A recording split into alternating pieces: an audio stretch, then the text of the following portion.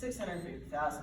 That's the amount of money I wish I would have won on the lottery ticket my grandparents give me every year. Not because I want the newest Huey boots and the latest AirPods, but because I would secure the future of my family's dairy farm. First, I would update our barns to state-of-the-art equipment so we wouldn't freeze in the winter and burn in the summer. Then I would buy back any land we sold over the years. And with any of that money left, I would buy new needed equipment and show cattle we partnered with over the years. Now today, I'm going to talk about sellouts. Now, back to the number 650,000. That was the number dairy farmers America had as a country alone in 1970.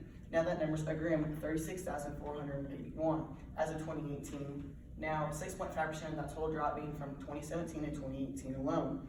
Now, today I'd like to touch upon three main reasons. With one, local economy, two, effects on the food chain, and third and finally, the effect it leaves on the farmers and their families.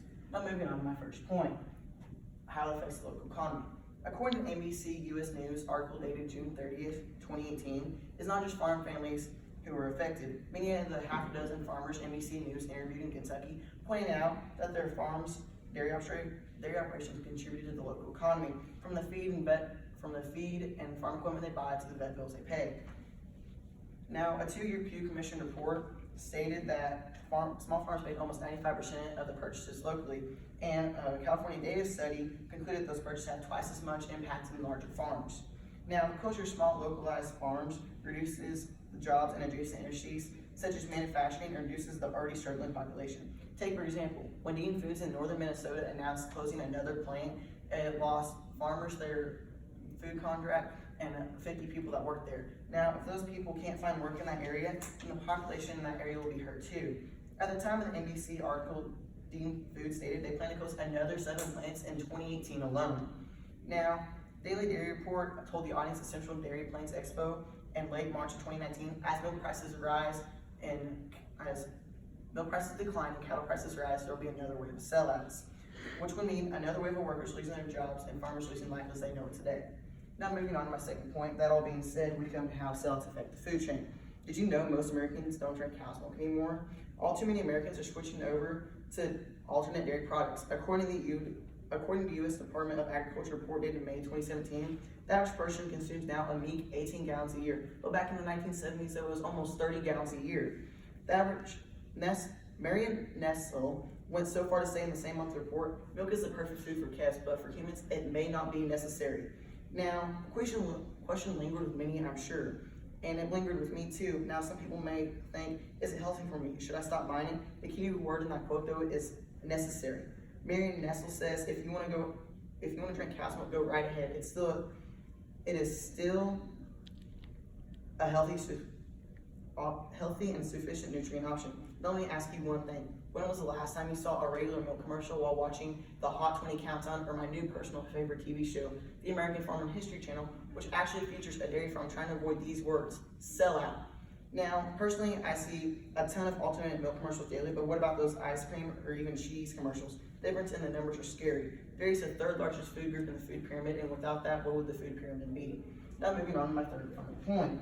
What do dairy sales do to the farmers and their families?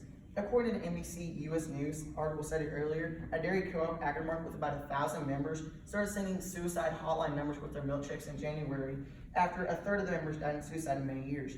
A recent CDC report stated from 2005 to 2015, suicide rates grew 30% in rural counties, more than urban areas, which is kind of scary to me because there's more people in urban areas.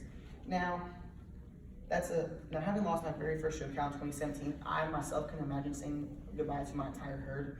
But Michael Rossman, a clinical physiologist and an Iowa Farmers to Wisconsin dairy farmer, says, often farmers are never the same. They carry the guilt and question of, could I have done more? Could I have done better to save my business?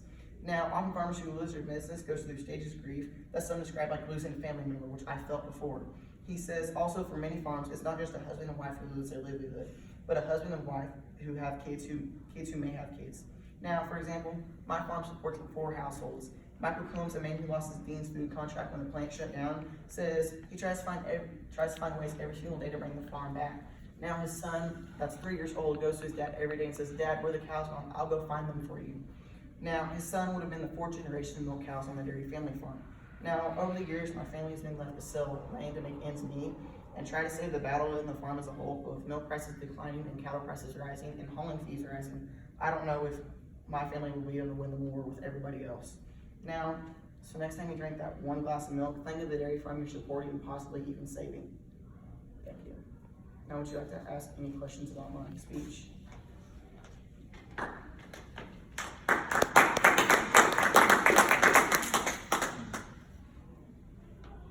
So, Roper, as you were working on your presentation and getting ready to bring it to convention, what was something that you learned that you were even surprised with, that came out of the